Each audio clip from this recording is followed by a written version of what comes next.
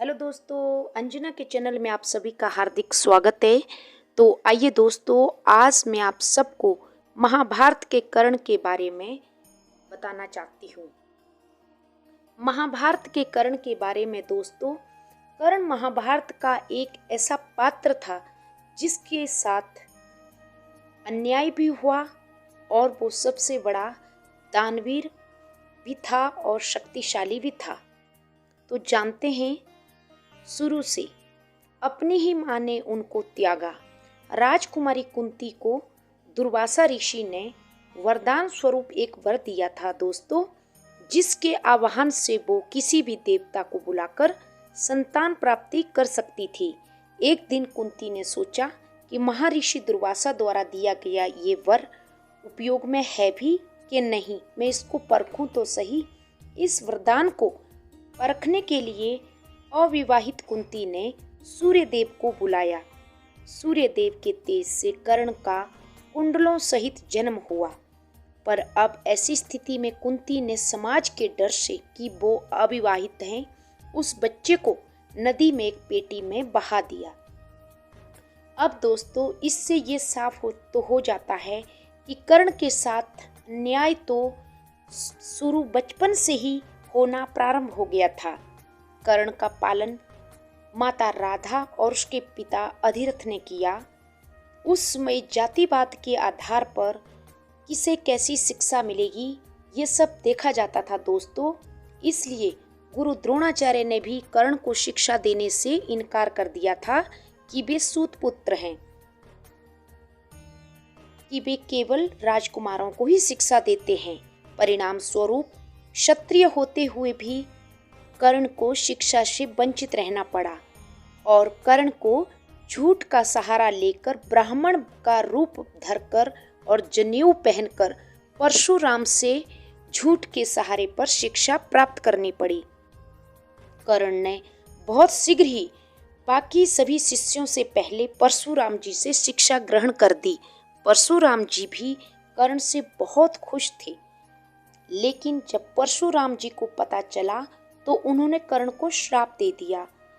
इसकी भी एक कथा है दोस्तों, वो मैं आप सबको बाद में बताऊंगी कि कैसे परशुराम जी को कर्ण के इस झूठ के बारे में पता चला था।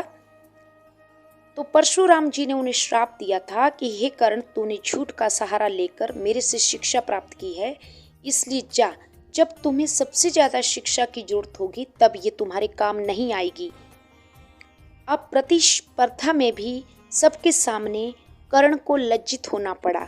गुरु द्रोणाचार्य ने जब उनके शिष्य हस्तिनापुर में अपनी शक्ति का प्रदर्शन करने लगे तो गुरु द्रोण ने कर्ण भी अपनी शक्ति का प्रदर्शन करने लगा। तो गुरु द्रोण ने ये कहकर उनको लज्जित कर दिया कि आप क्षत्रिय नहीं हैं, आप सूत पुत्र हैं, इसलिए आप प्रतिस्पर्धा में भाग नहीं ले सकते। द्रौपदी के स्वयंवर में भी कर्ण को सूत पुत्र कहकर द्रौपदी ने अपमान किया था। वहां भी वे योग्यता सिद्ध नहीं कर पाए और द्रौपदी ने पहले ही स्वयंवर में भाग लेने से मना कर दिया कि ये सूत पुत्र हैं, इसलिए ये स्वयंवर में मछली की आंख को भेद नहीं सकते।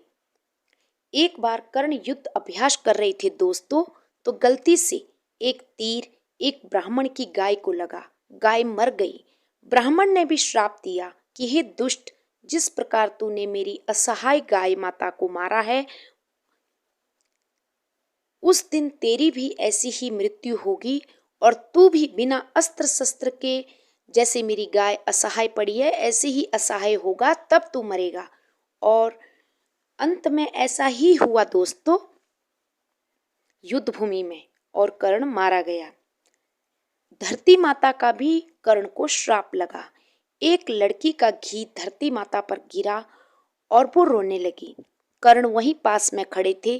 कर्ण ने उस लड़की की अनजाने में ही सही सहायता करने की सोची और उन्होंने अपने मंत्र शक्ति से सारा घी धरती माता से खींचकर वापस उस डिब्बे में डाल दिया और उस लड़की को सौंप दिया। इससे धरती माता को बहुत ज्यादा पीड़ा हुई। धरती माता ने भी प्रकट होकर कर्ण को श्राप दिया कि किसी एक व्यक्ति की सहायता करने के लिए तूने दूसरे व्यक्ति को बहुत ज्यादा पीड़ा पहुंचाई है। जब तुम्हें मेरी अर्थात धरती माता की सबसे ज्यादा जरूरत होगी तभी मैं तेरा त्याग करूंगी। ऐसा ही युद्ध भूमि में भी हुआ दोस्तों, और कर्ण को भी वो पीड़ा सहन करनी पड़ी।